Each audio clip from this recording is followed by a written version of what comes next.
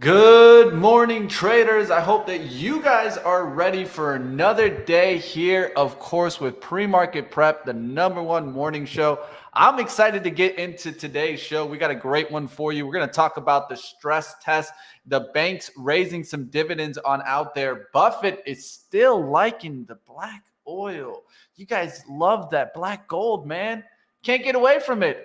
I myself am looking at some oil plays too. We'll talk about Nike's earnings. We got, of course, did Hood get a deal? Deal or no deal? We'll find out about that. Playtika also potential acquisition there out there. Did you guys see that?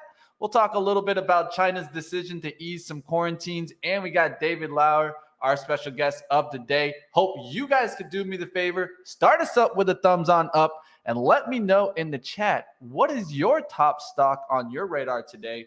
Let's go ahead and dive on in. Pre-market prep.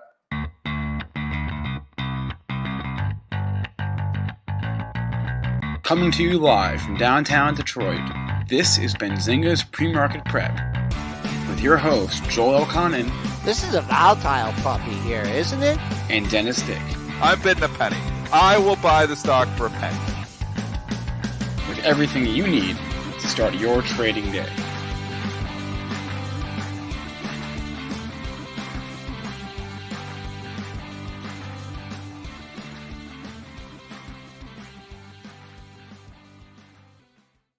Good morning, traders. I see a couple of people happy out there that Buffett's still believing in Oxy, but let's go ahead. Let's bring on Joel Elconin, Dennis Dick, and of course, let's take a look at what happened in the futures market overnight. What did you see out there, Joel? Wow, we got a big old range, but the bottom line is we're up 22.5 handles, 39.26 and a quarter. Crude's having a good day too, up $1.95, 111.52 for the crude oil market, trying to work its way back up to 120. Gold in the green, that's by $1.20, 18.26. No rally until you clear 18.50. Silver, that's in the green by 9.7 cents at 21.26 and a half. Bitcoin, I've never seen it stay in one handle. Well, the 20,000 handle, it's just trading the daylights out of that. Up $1.80, 20,980. Ethereum futures, they're up $27.50 at 1221.50. Whoa, the old Joel, you you got somehow muted. muted You yourself. got muted yourself, man. In Your like headset, it gets mid-sentence, sensitive sometimes. He's bumped a mute button on his keyboard or something. Oh, it's a little bit of a short. Where did you lose me at? No, well, you had a mute. You literally went mute. I could see the mute button. Are you sure? It's not the mute button. There's a little. Oh, because it showed you as mute. It went like it showed you like no mic. So no your mic worries. just My cut cursor out. was over here. His mic just cut out. It's the mute guys. Rewind that, Joel. Let's go back to ETH. What do you see on ETH here? No, ETH is up 27.50 at 1221.50. And then my next thing was Kathy Woods on TV. Do you think that I should give her a very important level? A very important level in ARC, or should I save that for later on? Well, I mean, seeing as she's on right now, I think we want the level. We want the level. No worries. The level. You got to go to premarketprep.com to find out those big levels in ARKK. Kathy's on there right now. We know, hey, I kind of like Kathy again. We've been saying this for a week here now, and she's moving up. And yesterday, all over the place. And outside, we had the inside day. We had the outside day. Joel, new highs, new lows all over the place. Yeah. So market trying to figure it out. It's been a good move for Kathy. She had a great week. She was up 18% last week. Like I said, on pullbacks here, you get a pullback, 41, 42. I think I'd be a buyer of ARKK. I'm going to say it again. Kathy, you're going to love me for saying this. I know you can't hear me right now because you're on CNBC. But again, I'm going to say I believe the 2022 low is in for ARKK, and that's a bold call. Yeah, and I can't argue with you on that. I can't argue with that. I'm more of a forward looker here, and I mean nobody knows that far. Gonna look to the end of the month, but we're going for it. We're making bold calls. Dare to be bold. You can't say we hide. You can't say we hide. I'll say in the short term though, that sentiment towards her stocks have absolutely turned. They did not make new lows. We said it yesterday on the show. They did not make new lows in June like everything else did. It was the value stocks getting hit. the crowded value stocks getting hit. Those stocks have become uncrowded. So that's why they're getting the relief pop. But she's talking Roku right now. She's talking her buck. So I'm kind of watching that at the same time. But Hey, so if she's finally, you're seeing the bottoming action. Did her don't frown, average down strategy work? well, I don't know because she's so far down in most of those things. Obviously, our ARKK itself has not performed well. Really, since inception now, it's underperformed the Nasdaq, which is a scary thought. But you're back at 2017 pricing in ARKK, basically giving back 5 years of gains. I mean, has a lot of bad news pricing these stocks, and yes, they're all nosebleed, and they're still nosebleed. Some of these stocks are going to work out, though. Some of these stocks are actually, not all of them, but some of them actually are going to grow into those valuations. Some, not all. I still don't know if I would put it in my long-term portfolio, but right now, and we're traders, you can trade anything. I like ARKK better long than short, at least from a trading perspective. I'm not going to battle there. I definitely am going to keep watch on it. That we're going to see what happens there with the growth stocks. Let's keep going. Let's get into some of the major news today. Let's do it. Let's get into the banks. The banks. Yes, we're getting some action here, guys. Several banks raising their dividends after successfully passing the Federal Reserve stress test. The Bank of America, Morgan Stanley, Goldman Sachs, and more. So keep this on your radar. I'll give you guys some of these numbers here. Bank of America raising their quarterly dividend from 21 cents to a fabulous 22 cents a share. Morgan Stanley raising their dividend here from 70 cents to 77.5 there. And Goldman Sachs raising their dividend from $2 to $2.50. JP Morgan and Citigroup, however, said increasingly stringent capital requirements force them to keep their dividends unchanged. Just wanted to go ahead and also state that there are some of them that kept it unchanged, but a lot of them are raising those dividends. There was a good opportunity here in the banks. Props to CNBC. They talked about it multiple times that the banks were coming out with their capital allocation plans. We knew last night. And we knew they were saying that the buybacks might not be as good as last year, but we knew there was probably going to be some buybacks. We knew there was going to probably be some dividend raises. They even had the stocks kind of right. They were saying, they were concerned that JP Morgan, Citigroup, and Bank of America weren't going to do as much. They picked Morgan Stanley and Wells Fargo, which CNBC was, I'm just giving them some props because we dissed them so much, but they were all over it. And I actually went long Morgan, Goldman, and Wells Fargo into the close. Wow. Like bought them at the close in size. On Wells Fargo, I think I bought a big position Wells Fargo. Morgan Stanley as well. And just guessing that I think, and you're looking at the dividends. And I thought also that like the traditional banks, I picked on Morgan and Goldman mainly because I'm like, well, they don't have the traditional banking operations as much as, like they're still brokerage, they've got some banking operations, but they're not like a Bank of America. So, so I bought those at the close, and then they came out with the plans just after 4:30 and they lifted big time, and I sold into the lift. So I had good trades in Morgan, good trades in Goldman. Wells Fargo lifted a bit. I didn't get as much on that one. It wasn't as good, but it's up as well.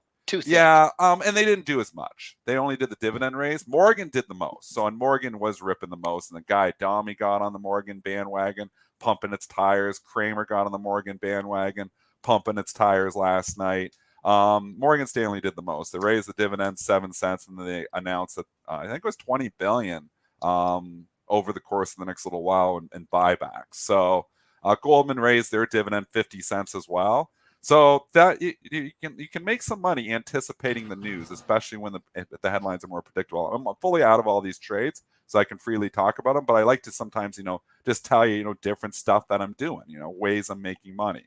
So anticipating that the buybacks were likely to happen. CNBC was saying that was going to probably happen last night. Buying them for those announcements. The announcements happens, the stocks lift into them, and you make the money off of it. So I had good Morgan Stanley, Goldman Sachs made my night last night. Yeah, they're still ripping here. I see Morgan trading. Goldman's giving back a little bit here right now. And Morgan's still bid. The question remains, really can we got a little gap to fill here? If you guys want to, like, if this 80.28, this 284, is not good enough for you, then you got a gap fill. Where's that come in at? That comes in the 81 handle. 81.15. I'd get out there at 81, just be the safe if I had that stock and I was looking for more on it. Top of yesterday's range. Whew, I don't think we'll see that today unless the market completely implodes. No, you can see that's only a buck away and buck and a half away, 78.40. And Definitely. Morgan, again, you've got to listen sometimes. Sometimes when you have a stock and it's trading up and then it gets a CNBC extra push where you have like a guy, a Dami or a Steve Grasso, and obviously Jim Cramer is the most influential of them all. They can really give it a push. So if you're long something and then they say something positive about it, it can really give it an extra push. So you've got to respect, you don't have to go with, their opinions, but you've got to respect that they have influence, when they're talking about them on CNBC. I mean, 300,000 people watch Fast Money. A lot of people really follow Guy Adami closely. So, there's no doubt Morgan Stanley, if you look at it, Joel, had announced it. If you look at the trading action last night, and then during the Fast Money, it really started to take off. And then Cramer mentioned it too on Mad Money, and that even gave it more of a boost. Caller called in, he says, they've just done this with raising the dividend. And he was saying this was the one to buy. And Morgan Stanley ripped another dollar right after Cramer said that. So there is, trading opportunities. Just listen to CNBC sometimes. Yeah, and you use it a lot to exit your trades too, right? Usually, yeah. And sometimes it'll get you out of a bad trade because, like I've said before, and we're with this CNBC now, you get the news. And then all of a sudden, it's trading for 3-4 minutes. And then 5 minutes later, you get CNBC breaking news because they break the news way after everyone else because they're doing other things. They got interviews. They've got stuff going on. They're not completely just a breaking news, show. Right. So sometimes you'll get that extra push, and that's usually the CNBC pop, I call it. And sometimes you can sell into that CNBC pop. So once that they're talking into it, it'll take you out of a bad trade too sometimes because sometimes it'll be the news. It'll go up and then it'll go down on it. It's like, uh-oh. But then the CNBC we mentioned will get another pop, and then it starts to leak again. So fading CNBC is usually a good call, but in some cases you can go with it too. So you got to just feel it out.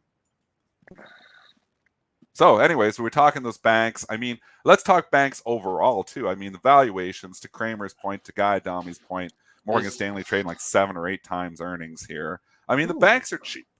They're cheap. They're value, but they've been value trades for a while. Mitch, you want to say? Yeah, I wanted to say, is this a rip to sell, or do you think this is a rip to maybe look for some pullback for entries? What are you Hard seeing? to say. I mean, I would not buy the rip on these for the simple reason that I don't buy rips on anything. Agreed. If they pull back, would I pick on a Morgan Stanley? I would pick more on Goldman or Morgan than I would on the traditional banks, because if we go into a recession, Morgan and Goldman will handle it better than a Citigroup or a Bank of America or even a Wells Fargo, because there's so much traditional banking operations. And the biggest problem is the exposure to the economy, like, to your little guy that's going to be more strapped, small business, all that stuff. So, and this is why the banks don't kid yourself, this is why the banks haven't been able to catch a bid, because the market is pricing in that we're going into a recession and stuff's going to slow down. And that's how it's going to hit the banks, because the higher interest rates help the banks, but it helps them to a certain point. And at a certain point, the economy starts to slow down, then it starts to hurt. So there's a balancing act here. Again, I don't think there's going to be a soft landing. I still think we're going into a recession. I just think there's a lot of stocks that have already priced that in, and that's why I've started to nibble my toes in the water. But it's hard to just jump in and just say, okay, I'll buy the banks now because we did a little bit of dividend raising, when you still have the opinion that I do that a recession is on the horizon. All right, let's go towards someone else that has major influence. None other than, of course, Warren Buffett. Reported purchase of 794,389 shares. Next time, maybe round that up for me, Warren, to help me out. But shares of Occidental Petroleum here at an average price of $55.39. Shares in a Form 4 filing on Monday, and you can see Oxy still rising there in pre-market. Nice little raise there. We're going to see how this actually helps out the energy trade after a decent day on Monday. I got to say, I made some good gains in Gush, in and out, so we can talk about it. Let's see what Oxy's doing today, and how do you guys see oil? Oxy, I had a trade in Oxy. I've sold it. I bought it last night on the filing when it hits the wire, and Warren Buffett obviously Not a bought bad more overnight stock. deal. Yeah, and you had to pay up a bit. I mean, it was running, but I was like, it'll run more tomorrow off this, and then the oil push obviously helps it. So anyways, I'm out of the trade. I've sold it now. It's a big pop. We already know Warren is heavy in it. He added a little bit more. I mean, being up 4.38%, a little bit to do with the XLE being up 2.5%, but it's kind of, I feel a little bit like, I'm not going to chase it here. Would I buy Oxy on pullbacks? I think I would. There's not, and there was an analyst saying this last time, there's a non-zero chance that he just buys the whole company. There is a non-zero chance this company. He owns like 17% of the company now. So could he eventually just It's come out and not buy a the whole zero thing? chance, right? No, I A mean non-zero. Like, and I'm not saying yeah. I'm not saying it. There's a possibility. And another way to say non-zero is a possibility. Warren could buy the whole company. That analyst was saying it a couple weeks ago. I don't remember who it was, and I was like, it does make sense. It does make sense. It's a cash cow. It's making a lot of money. It's his kind of stock. He already owns like 16 or 17% of it. He possibly could buy the whole company. So these little buys might keep happening here, but there's the outside chance that that can happen. Maybe just takes the whole thing out at $80. That could happen. So if I was buying an oil stock, this is the one I would buy. They always say add to winners, right? It looks like Warren's still adding to winners. Yeah, boy, hand over fist too, and he's buying the dip as well. Trading at the highs of the pre-market session, right? 61.45. I just sold my last shares right before the show started at like 61.49. I just sold my last. Ones. Man, that's a lot of the reason I sold because I wanted to freely talk about it on the show too. So hey, can't blame you. Now you can talk about it. Where'd you sell it, Dennis? I've been selling all morning, so I sold some 61.20, 61s. I've been selling all in the 61s. 61.55 is your pre-market high. I didn't get the high. Yeah, for me. What about $62? You had you had the 2-day drop back a few weeks ago, and then you had a sharp rebound, 61.98. Maybe some paper stacked at 62. That's what I would look at. Of course, if you start the weekend at 61.70, 61.75, you come back down to the 61.50 area. Some room on the downside, top of yesterday's range, 60.15.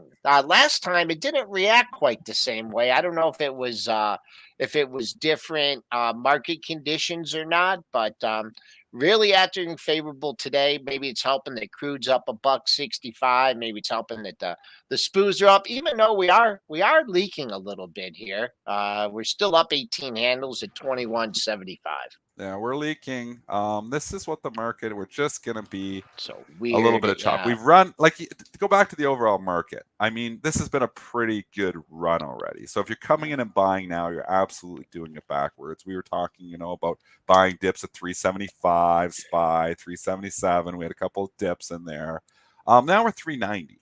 So I think now is the time you start ringing some register because we've had a pretty good move. We just went from 362 to 390, which is basically what? A 5% move up, Joel? More. Lows here? A little more. Yeah. 5. So 30 points. So yeah, you're talking 7% move up. 6.5, I think is what I put. So you're up 6.5% in 6 days. That's I mean, and you're in a bear market. I mean, now is a time where you picked up, you got lucky, you got the bottom. Maybe you were buying some dips here the last couple days. You're selling into it. I think there's major resistance up at 400. Could we get there? I think you could. I think it would be a target. I think if you're really long the stuff and you want to hold on, I think you could see 400, 4,000 on S&P. I think that's a great selling opportunity. I think at 4,000, I'd be more inclined to even short stocks up there. But we've run a long way, so it's now time to start booking a little bit of those profits from the long side. If you've been so lucky to buy some of those ARKK and they're running 19% last week, you're probably lightening up into this to a certain extent. I still like it. I think I would buy pullbacks, but we've run a little bit too far here now.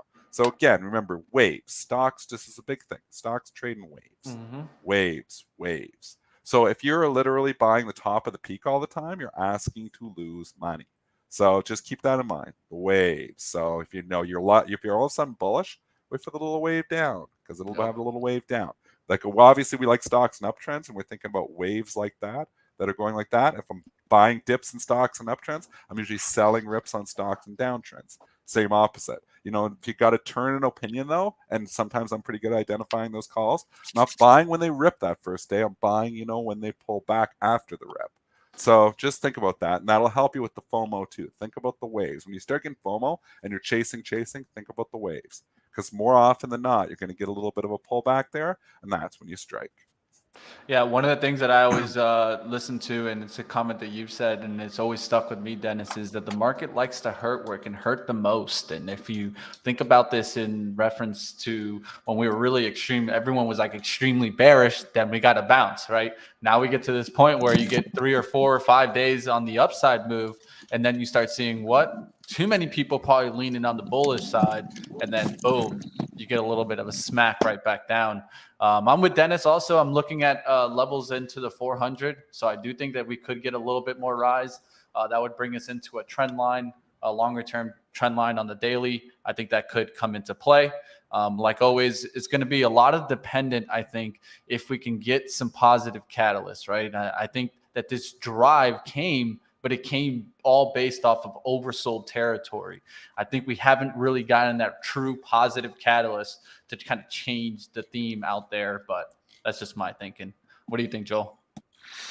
I think the momentum right now, you had the quad witch expiration, you had the low of the move on the quad witch expiration, and you've made a turn here. And now you really distance yourself from the low. So I'm going to stay, I'm going to stay in the bullish camp here, even though there's a couple things that are a little bit concerning, but I would like to see just like hang in here and then get a good CPI number. And then I think you're going to have one of those days where you're like, oh my gosh, why wasn't I buying in the 3,000 handle when we're at, 42, 4,300? We're really leaking, Joel.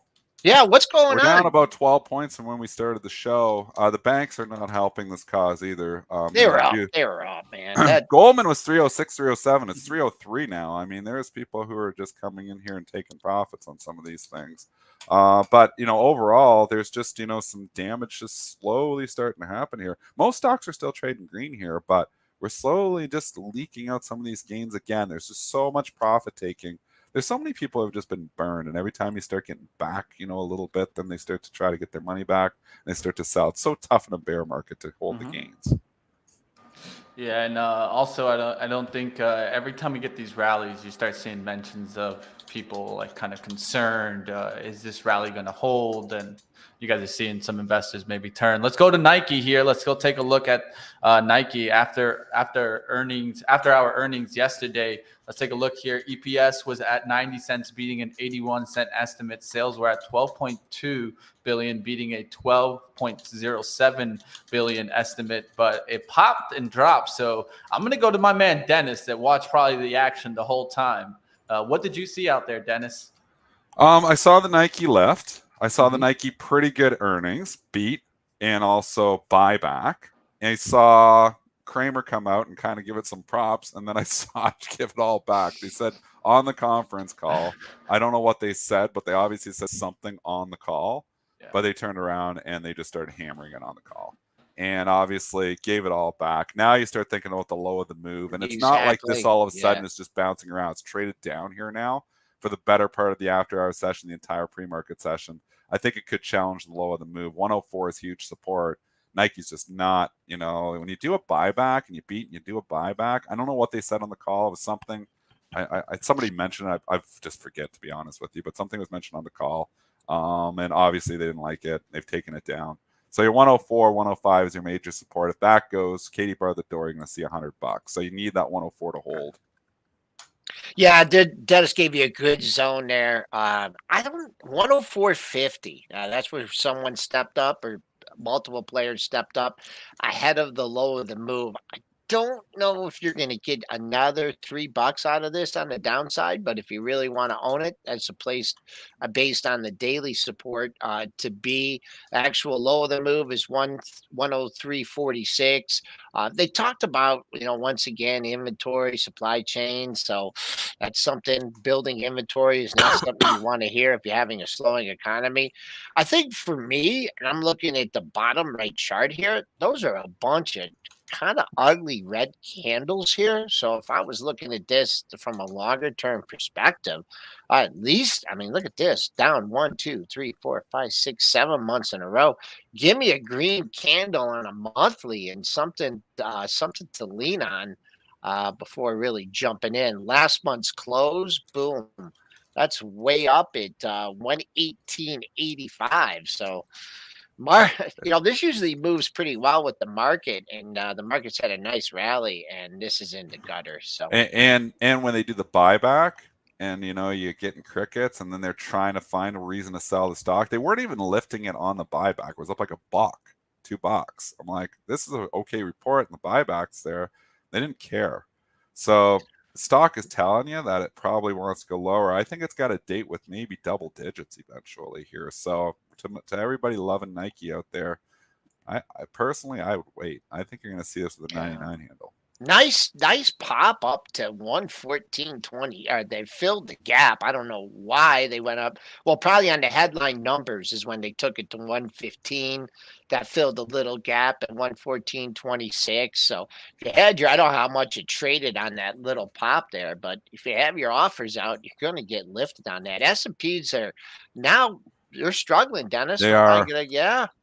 We are not seeing any news. We don't have an Just a leak. 827. We got a slow, steady leak. When I looked at the range, I check it, in the middle of the night, and I'm like, wow, why the heck did we go down to 38.85? That was 7 points below yesterday's low. And I'm like, well, why the heck did we go up to 39.37.75? That took out the intraday high from yesterday. And I'm like, and really, didn't see any real negative news to take us down that low. Certainly didn't see any positive news to take us up that high, but probably still just consolidating, right? We've had a big move, and after big moves, a very big move, you have consolidation. Then you decide which way to go. DCB, man, DCB. We'll see what happens. Let's keep looking at what's going on in the market. Let's go towards here. Let's play a game here. Let's play deal or no deal with Hood. Gosh.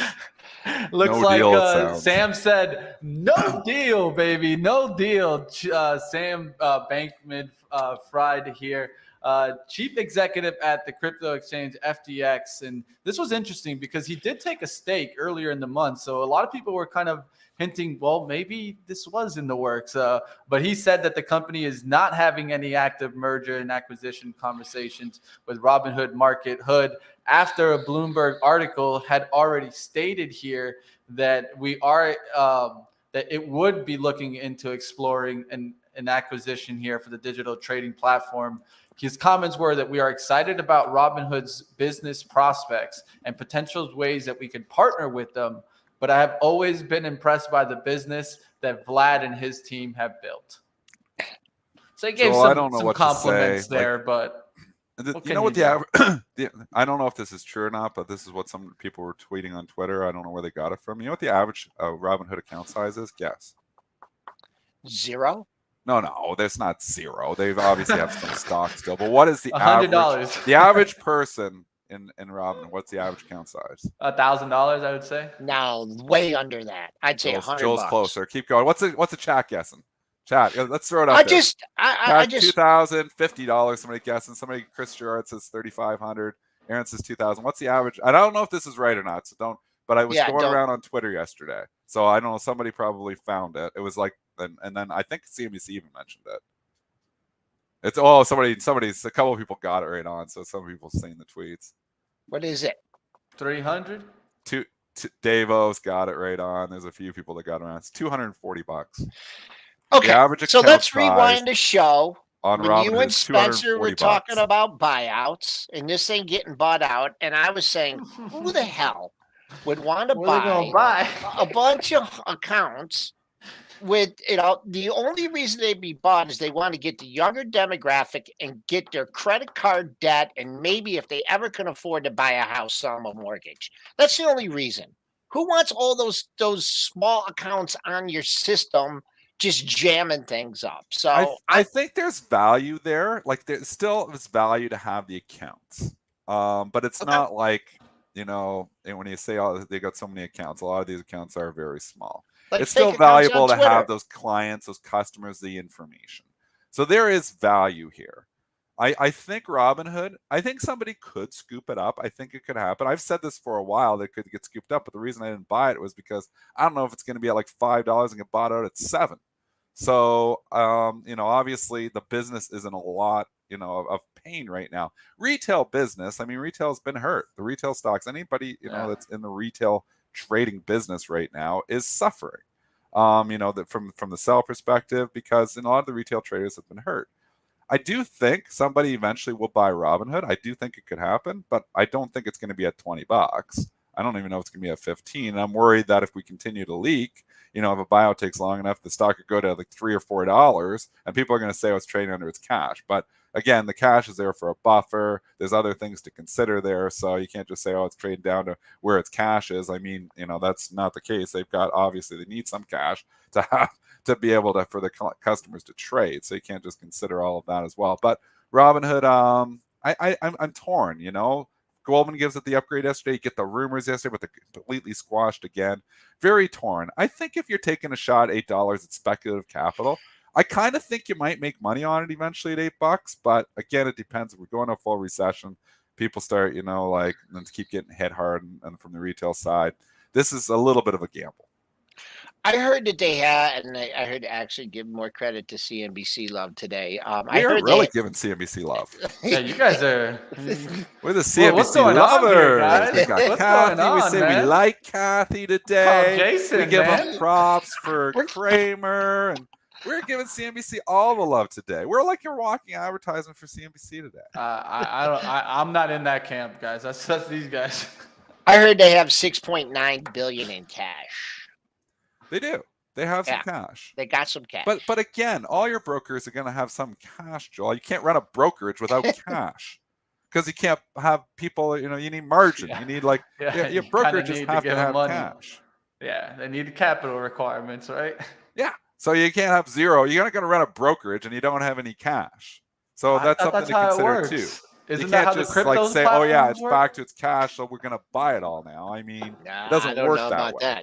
But that being said, I do think, this was an $80 stock. It's $8. What's the market cap on this puppy now? It's always a fun exercise. When you talk about buyouts, don't look at price, look at the market cap and say, could somebody scoop that up? And there's probably some debt in there too. I don't know what the debt is, but I'm sure there's debt as well. I got 6.9 right now on my platform. And debt? No, billion in capitalization. So do you have any market debt? cap. What's the debt in this puppy? Let me look here right quick. You know what I'll do? Those directors, remember those directors that got out? They got out so well. I don't know how they were able to sell right off the IPO. And when those guys are buying stock, selling into everybody's FOMO. Yeah, when was that, man? I can remember that exact day. And GoPro had it. It was this day right here. Back in August, and it was August 5th of 21. And after that was kind of like the GoPro guy. He got out of his covenant with JP Morgan. It was able to sell stock. So yeah, when those people are buying stock, then I'm back in Robinhood. It's around a $7 billion market cap here. It's not expensive. I mean, it's a drop in the bucket if one of the big dogs just wants to scoop it up. Yeah. They want the clients. They want this. There is value in Robinhood. This is not a zero. In my opinion, Robinhood is absolutely not a zero. Somebody will scoop it up at a certain point in time. I just don't know if that time is going to be at $5, at $6, at $8, at $10. I kind of think, again, I'm going to say it again. I'm going out on a limb. I kind of think if you're buying this at $8, I think you're going to make money on it eventually. But I don't know the path, and I don't know anything. I might be wrong. Maybe it's going to go down, and maybe it is going to go under, but I don't think so. I don't think this is a zero. So I kind of like it at $8. I'll say that. I kind of like it at $8. Yeah, I see. I have no position in it. I kind of like it at $8.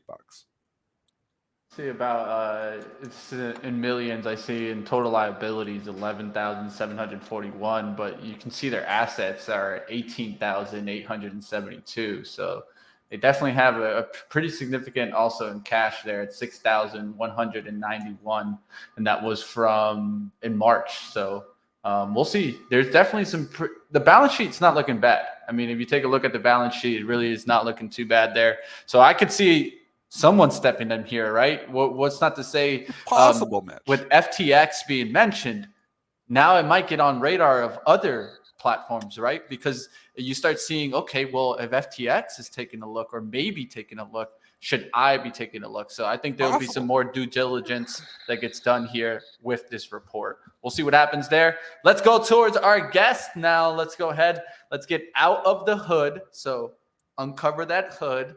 Let's get into our guest interview today. We got a great one for you guys today. We're bringing on Dave Lauer, CEO of Urvin AI. Let's go ahead. Let's bring him onto the show. First time I get to speak to him, so I'm excited to get into it.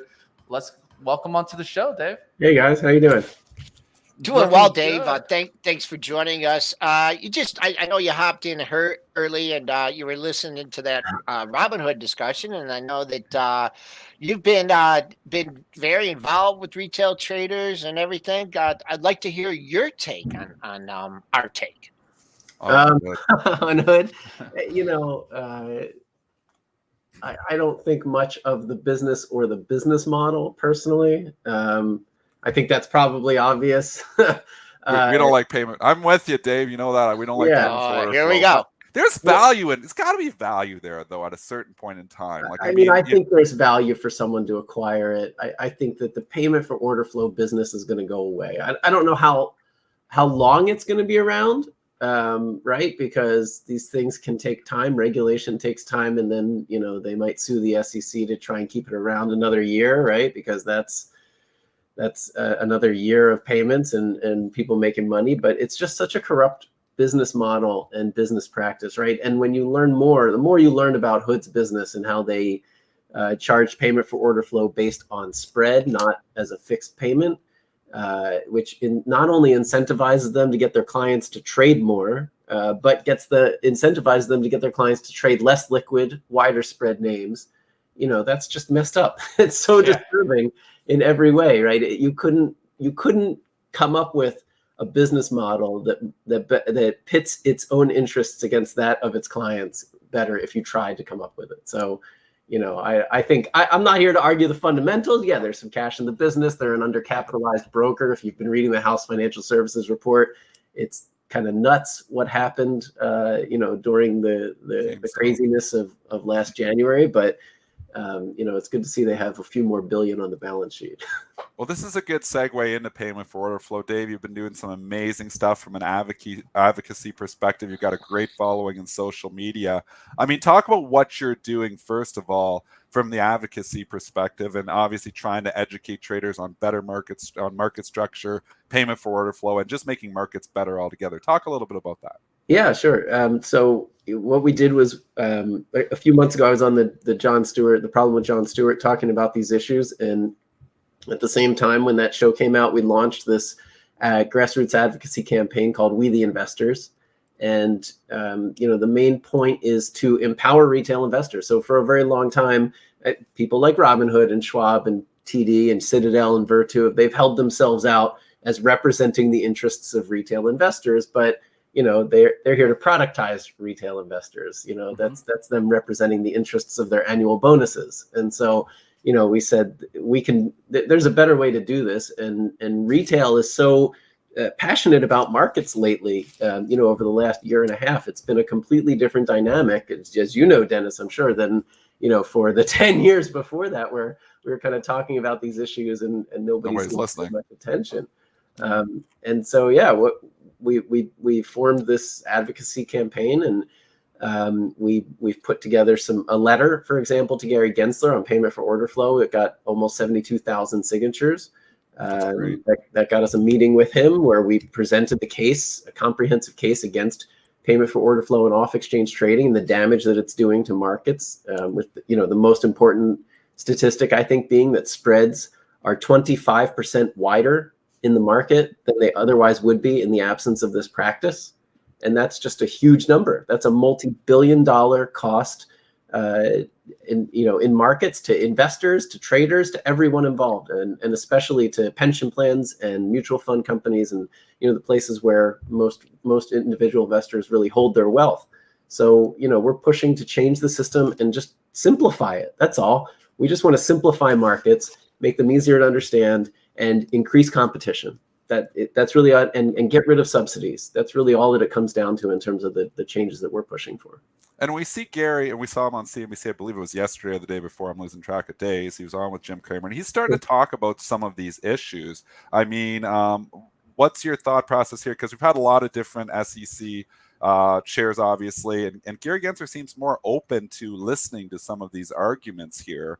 We've never spoken to him on the show or anything, but just from listening and following his Twitter account, it seems like he kind of gets that, maybe it's not so great that our equity markets have went, from 20% dark to 30% dark to almost, approaching 50% off exchange trading here now. At a certain point, they're becoming opaque. I mean, we always try to shine light into the bond market, and here's our equity markets, and they're starting to go the other way. They're starting to go dark here. So what are your thoughts on how Gary's receiving, some of this information that you're sending them?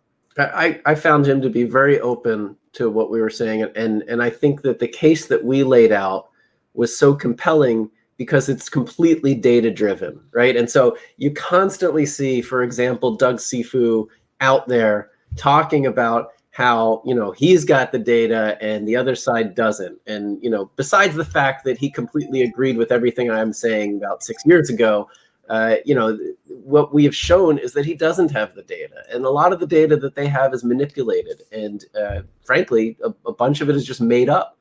And we came in with a comprehensive data-driven case showing the problems that this is causing in markets and how it's reducing the competitiveness, the global competitiveness of U.S. markets. That the U.S. markets are no longer the most liquid and the most efficient in the world, and that's a huge economic problem for us. And I think that that showing the evidence for it and putting all of these different, a lot of us are aware of all of these different studies and things that have been done, but putting it all together in one place and putting the narrative together, I think was really compelling. It led to a great follow-up meeting with a huge set of staff at the SEC, Nice. meeting with Congress and some, legislative directors and people in the Senate and the House on both sides. And, to me, this is a bipartisan issue, and it's not something that has to get political.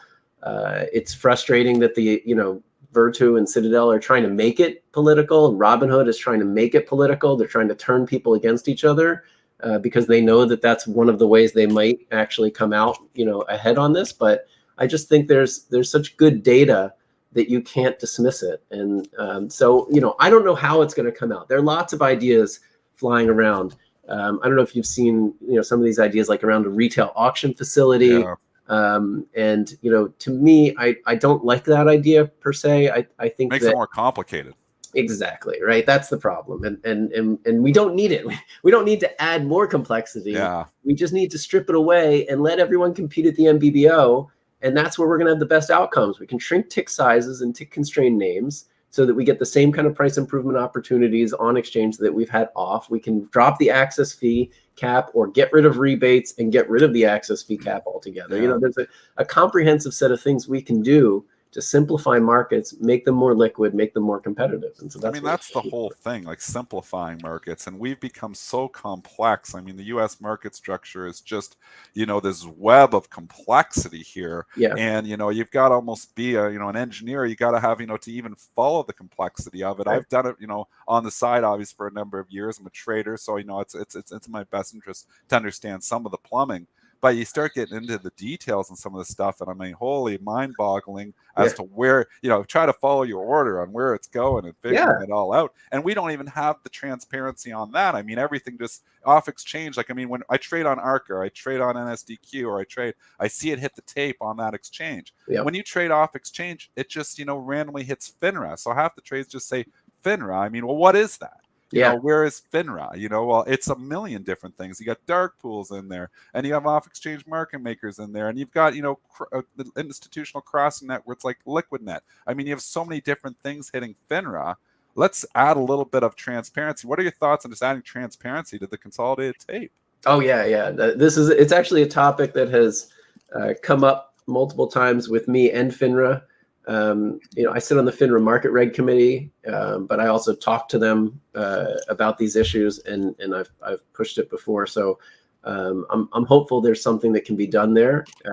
But yeah, I mean, I think that is sort of the bare minimum. Yeah. Right. Yeah. Let's do something.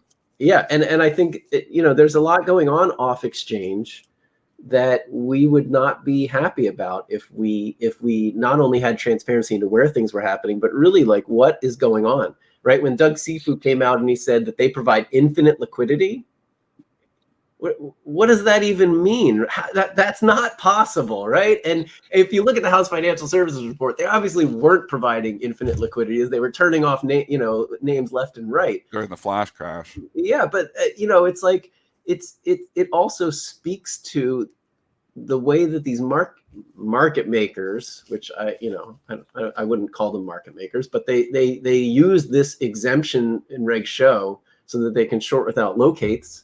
And I think there's a lot of questions as to whether they're abusing that and whether that leads to this FTD problem that we keep seeing in some of these highly volatile, highly shorted names. And I think that you have a lot of people, a lot of retail investors that are losing confidence just in the mechanics of the market. Like they bought something. Do they own the shares? Can they pull the shares out of their broker? A lot of them are having trouble with it. And there's a huge movement to register people's shares. I don't know if you've been paying any attention to like this direct registration movement with GameStop, but it's really fascinating, I think, what retail investors are doing given the current market structure and the problems that I think some of them have identified. What do you think is going to happen? Like if you were just had your crystal ball, and I personally don't think payment for order flow is going to go away. I think the argument on the other side where, well, this is the driver of free trading. And if we get, and I don't know if I believe that or not, but I don't know, like, and from my own perspective, as a retail trader, and obviously trading at Bright Trading, I would love more, volume on the exchange. And when I go, and I've had multiple meetings with the SEC over the course of the last decade on these issues, I go in there and they see, oh, here's a guy trading on the exchange and he wants more orders on the exchange. So he's just talking his own book too. And to a certain extent, I am for sure. But I just think you bring it onto the exchange, it's going to give, a better markets, more transparency. There's going to be better auctioning process if all the orders are coming onto the exchange. But what do you think is really going to happen? Are we going to be able to like get rid of payment for order flow, bring back off exchange and bring some of these orders back on the exchange? Or is it just going to be like they add more transparency and call it a day? What's your thoughts here, Dave? And first of all, like I don't have a horse in this race either, right? It doesn't affect my business in any way if we simplify markets and get all these orders on exchange. I just think it's the right thing to do. And it's funny how rare that level of independence is in this debate, but it is because most of the people are working at a firm and talking their book. So you're right on that. I think that something is going to come out of this, and whether it is an outright ban on rebates and payment for order flow, which I think would be the best thing to do to get rid of those inducements that lead to order routing that are, for not that is not being routed for best execution purposes. I think the ban would be the best. I think that's probably a stretch, but if that's not what happens, the reason I think he's talking about auctions and dropping the access fee cap and shrinking the tick size, which is sort of the set of and bringing best execution into the SEC. So that's sort of the four main things that Gary Gensler has laid out. Those, by doing that, you would make payment for order flow uneconomical, and it would end. So I think there are ways to do it where you simply ban it and you put a trade out rule in place, which is what I think we should do. And there are ways that you sort of make things a bit more complex, but at the same time make it uneconomical, and you at least improve outcomes for retail, right? So today, when a retail trader or investor sends their order to their broker, it usually goes to one of maybe 3 or 4 wholesalers. There are others, but it's really only 2 that have most of the market share, and maybe a third that has a little bit. But basically, if we mandated order by order competition in an auction facility or some other transparent venue, you would at least open up the opportunities that order has for price improvement to, let's say, tens or maybe 100 other people that want to compete for that order flow. And so you could have institutional investors getting in and actually trading with retail. And that's one of the biggest problems in our markets today, is that natural buyers and sellers are not finding each other. Yeah. Everything is intermediated. Yes. And so at least if we take this one step, we would reduce some intermediation. But I really do think that if we took a much more aggressive step, you would get rid of a lot of intermediation. That's why a lot of firms are pushing against this, because a lot of firms make their money on rent seeking. Dave, did you say reducing tick size? Because what I think that really the root of all evil in a lot of this is that when we went to pennies, I mean, it's not pennies, it's sub pennies. So there's an infinite amount of places, except for like the retail, you could get price improvement in that, but you can't execute in that. There's no incentive to have market makers anymore, right? What On about exchange ones. it's just not worth it for the risk. I mean, what do you think if you went and I know I'm getting a little pushback on this, but what if you went to nickels? All right, so I think it's a really good question, Joel. And so what I think there are two ways that this can go. And what's the most important thing is we often talk about markets broadly, but there's not a single sort of market dynamic. And when you're talking tick size, you've got a good portion of the market which is tick constrained, right? It would trade tighter if it could. And then you've got most of the market which is not tick constrained, right? And I think the best solution would be something that solves for both of those problems. So I could see moving to a 50 mil tick increment on exchange for tick constrained names. And I could see widening the tick and trade increment in the non-tick constrained names. So, that's called the proposal I like came out of Nasdaq, and it's called the Nasdaq Intelligent Tick Size Proposal. And what it would do is it would compress the tick size for names that need it, and it would widen it for other names. And I think that would be a great solution. It would get us away from this sort of one size fits all kind of regulation. But I do think that on the tick constrained names, it would be worthwhile to bring the tick and trade increment into 50 mils, because that would also create the same kind of price improvement opportunities on exchange that you have off exchange. Now, one of the things I think you're talking about, Joel, is the fact that off exchange, there is no constraint essentially for a trading increment. You can trade out to 4 decimals, right? And that's a problem because, first of all, most of the price improvement that people are getting is de minimis. It's like 1 mil a share or 2 mils a share, right? And it's just so brokers can juice their stats and say, oh, 95% of our orders get price improvement. True. Full, right? So I think that that also means that the off-exchange market has a competitive advantage, a regulatory advantage that the exchanges can't compete against. And so it's an uneven playing field. And that's a big problem for markets because it drives more volume off exchange. So we need to harmonize it, first of all. It should be the same on exchange and off. And then once you do that, you can also start to see, should we bring it down to 50 mils and tick constrained names? Now, unfortunately, one of the things that's being thrown about is actually reducing the tick and trade increment to 10 mils across the board. Holy. So not going to a penny, going to a tenth of a penny. I think that's a terrible idea. Yeah. I think it's a terrible idea for exactly the reason you're talking about, but also because it would make latency even more valuable, right? It would drive this latency and performance race even further, and it would increase the amount of volume in terms of market data to unsustainable levels. So and remember the quote flickering problem. If we go back, Dave, you could probably remember this, but before we had Reg NMS, they put the 612 in there, SEC Rule 612, to address mainly the quote flickering, because what was happening, and Joel, you can probably remember this too, you'd bring up your quote and you had the algorithms battling for Q position, and the quote would just flicker. It wouldn't stay because there was so many changes in price from point one, and the quote would flicker, and it actually would give me a headache even trying to watch it. So it was a serious issue. So if you go, and I hope Gary Gensler maybe can listen to this, maybe we can send him, but I think it's a mistake to get too constrained, or to bring it down too much, that tick size, because you go right back in that quote flickering problem that we had back in 2006. So I agree. I think on stock like Series XM, SIRI, which is artificially a penny wide all the time, I think if you went to a half tick on that, why not? Why not go to a half tick on something like that?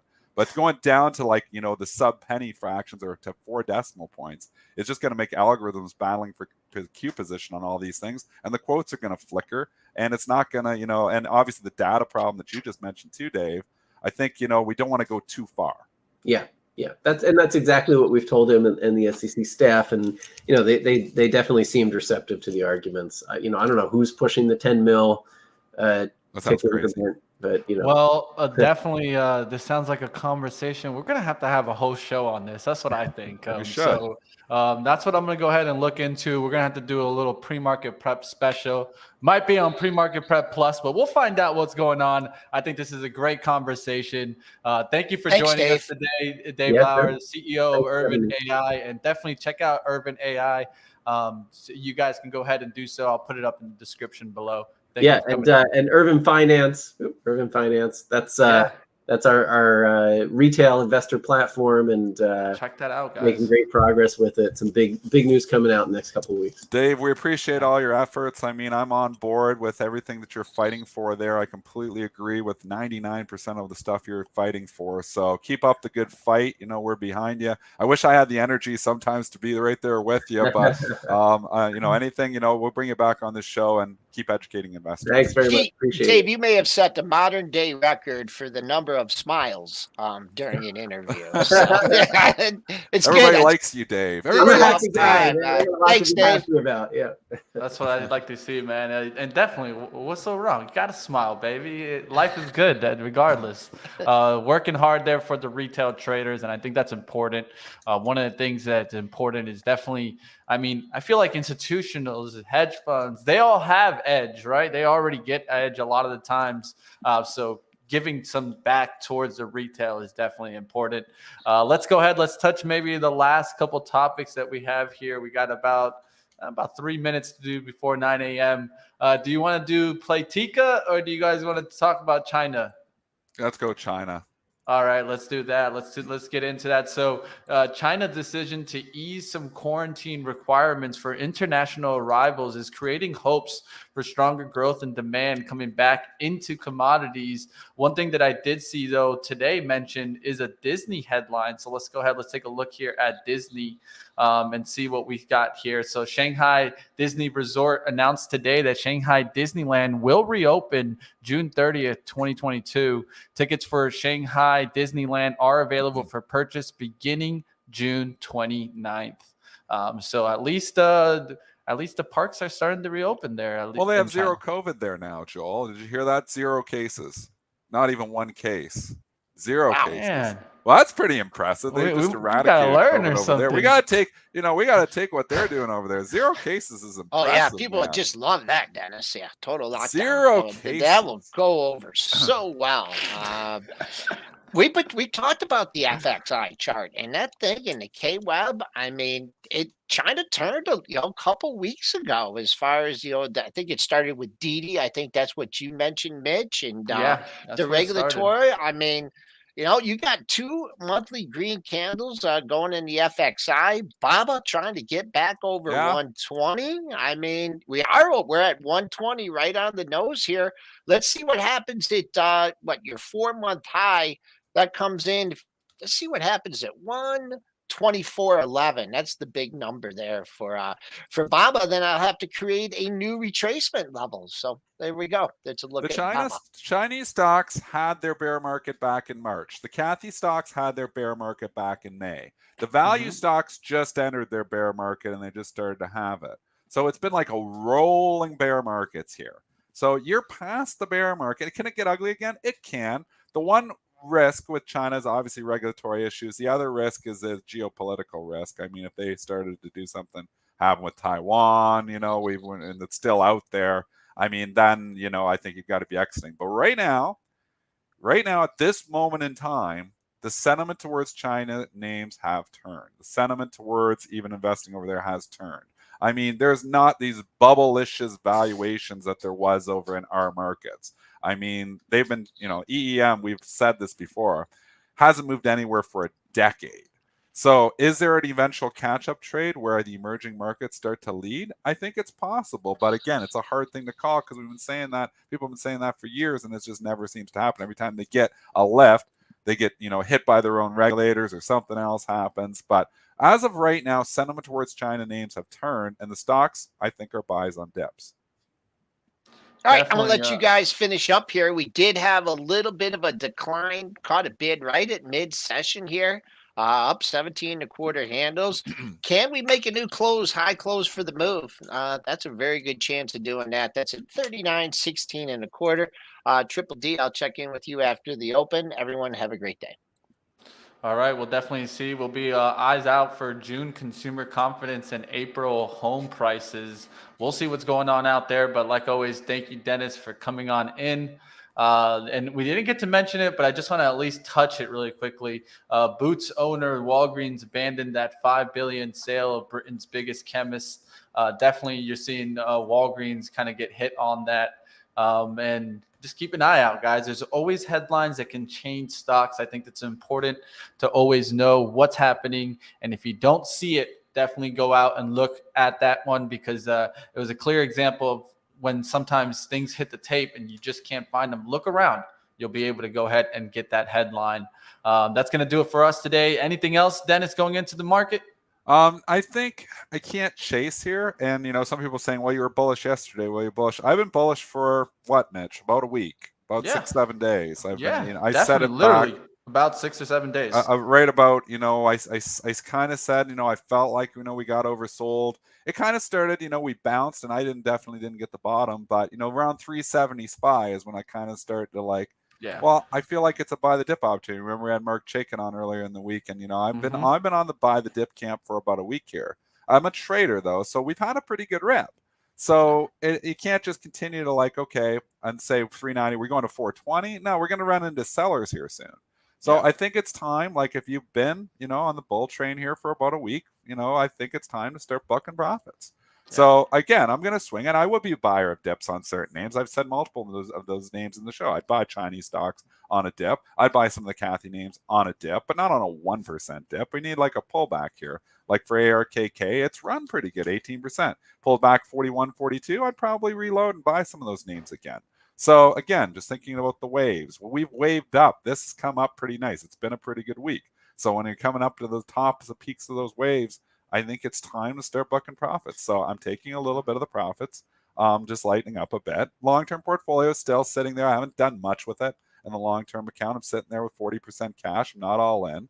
Would I allocate a little bit more on pullbacks? I think so. Good names, reasonable valuations. But I think you've got to just it's a trader's market. 2022 is not the market where we just buy and we make money if we hold for 6 months. It's more of a trader's environment. You've got to be taking advantage of those waves. And if you're not, I think you're going to have a tough year. Yeah, definitely. The volatility will chop you up around there. Let's get on into it. We'll talk about what we're going to get into. Like always, Dennis, have a great trading day. And let's continue on here.